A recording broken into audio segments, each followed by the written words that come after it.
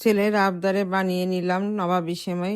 আসসালামু আলাইকুম। নবাবী সেমাইয়ের জন্য 2 রকমের বাদাম আমি কুচি কুচি করে কেটে নিয়েছি, আর নিয়েছি ইলাচের ফল গুঁড়ো করে, আর এর সাথে আছে কিশমিশ, কাস্টার্ড পাউডার আর চিনি, আর আছে আপনার ঘি। নবাবী সেমাই বানানোর প্রথম উপকরণ কিন্তু ভালো মানের একটা লাচ্চা সেমাই।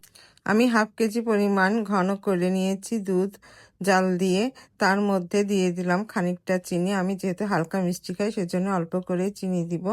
আর আমি হাফ কাপ পানির ভিতরে 3 চা চামচ কর্নফ্লাওয়ার গুলিয়ে রাখবো, সেইটা আমি পরেটা ঢেলে দেব।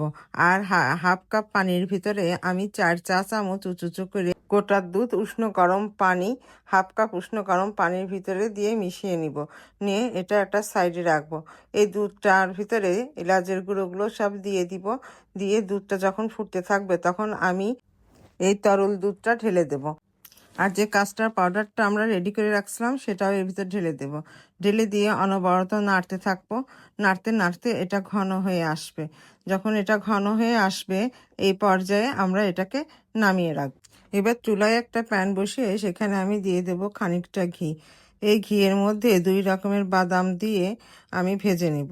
সুন্দর করে বাদামগুলো নাড়তে নাড়তে যখন প্রায় লালটে হয়ে আসবে তখনই আমি দিয়ে দেব কিশমিশগুলো। কিশমিশগুলো দিয়ে বেশিক্ষণ নাড়া যাবে না। কিশমিশগুলো যখন ফুলে আঙুরের মতো হয়ে যাবে তখনই কিন্তু এটা নামিয়ে রাখতে হবে। এবার আমারটা দেখেন কিরকম সুন্দর হয়েছে। আমি এগুলো নামিয়ে রাখলাম।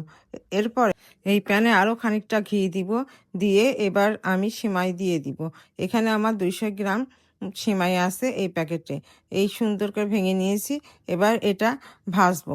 খানিকটা ভাজার পরেই হালকা 5 মিনিট ভাজবো।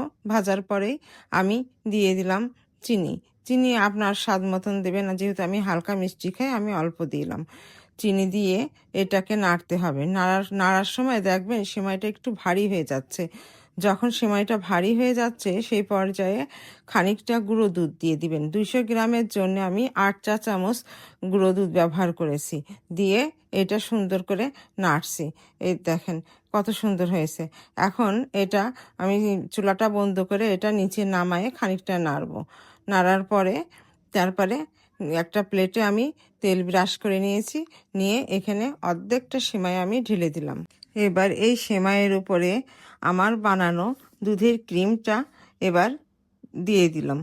এই যে এভাবে সুন্দর করে ক্রিমগুলো দিয়ে দিতে হবে। আর ক্রিমটা এখন অনেকটাই জমে গেছে।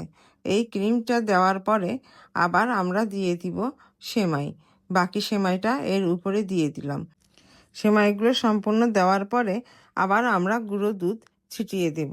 তাহলে আমাদের ডেকোরেশনও সুন্দর হবে আর খেতেও অসম্ভব টেস্ট হবে। তারপরে আমাদের ভেজে রাখা বাদাম কিশমিশগুলো আমরা এই যে আস্তে আস্তে করে এভাবে ছড়াইয়ে দেব। দেখেন তো কেমন হয়েছে? সুন্দর হয়েছে না? দেখতেও সুন্দর হয়েছে, খেতেও কিন্তু খুব মজা হয়েছে। ভিডিওটি ভালো লাগলে অবশ্যই লাইক কমেন্ট শেয়ার করবেন।